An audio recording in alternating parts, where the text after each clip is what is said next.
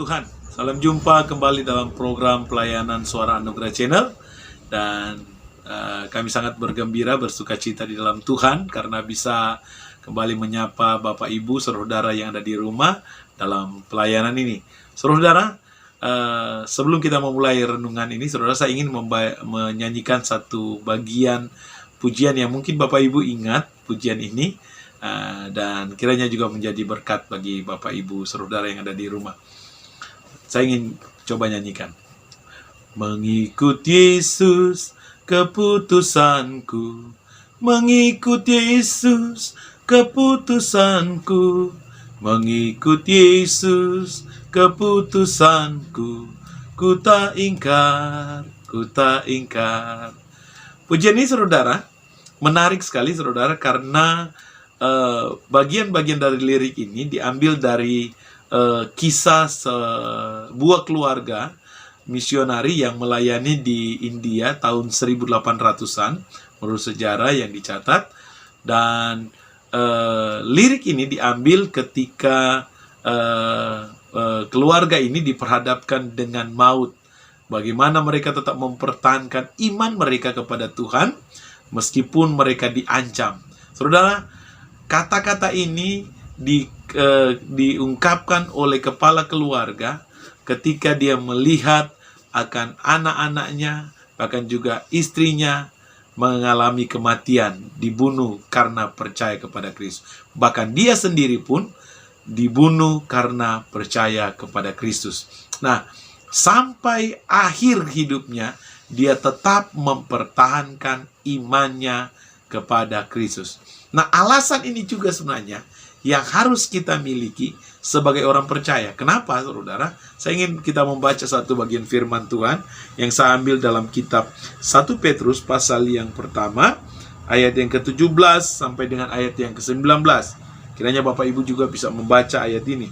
Dan jika kamu menyebutnya Bapa, yaitu Dia yang tanpa memandang muka menghakimi semua orang menurut perbuatannya, maka hendaklah kamu hidup dalam ketakutan selama kamu menumpang di dunia ini.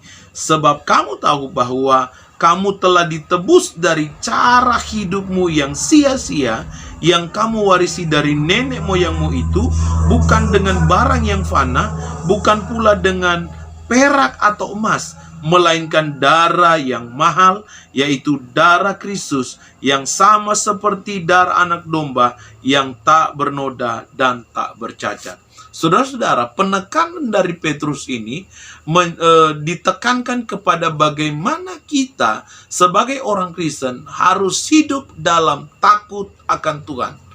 Sekali lagi, Petrus menjelaskan kepada kita, ayat-ayat ini menjelaskan kepada kita bagaimana kita harus takut akan Tuhan selama kita hidup di dalam dunia ini. Alasannya kenapa, saudara? Karena kita ditebus dengan darah yang mahal. Darah bukan darah yang sembarangan, tetapi darah Kristus Tuhan sendiri yang dicurahkan bagi saudara-saudara. Saya kembali kepada apa yang disampaikan melalui ayat yang ke-17, yaitu takut akan Tuhan. Selama kita hidup dalam takut akan Tuhan. Selama kita menumpang di dalam dunia ini, kita hidup dalam takut akan Tuhan. Yaitu bagaimana kita mengasihi Tuhan, bagaimana kita menghormati pengorbanan Tuhan. Orang takut akan Tuhan dijelaskan di sini karena apa? Karena ada penebusan Kristus yang terjadi dalam kehidupannya. Ada darah Kristus, ada pengorbanan yang luar biasa yang diberikan bagi saudara.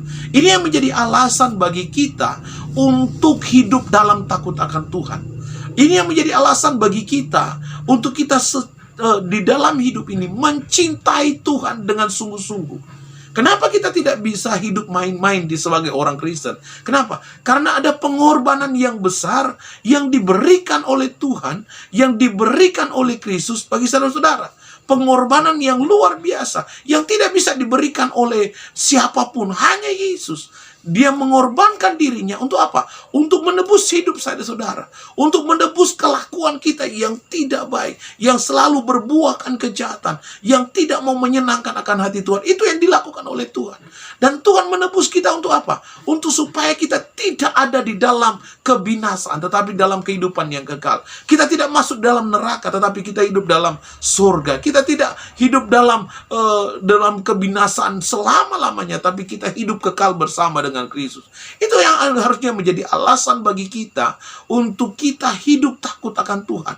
Kenapa? Saudara, banyak orang hari-hari ini diseret, orang-orang Kristen dijerumuskan begitu banyak oleh kuasa kegelapan, oleh iblis, supaya kita tidak bisa hidup dalam takut akan Tuhan.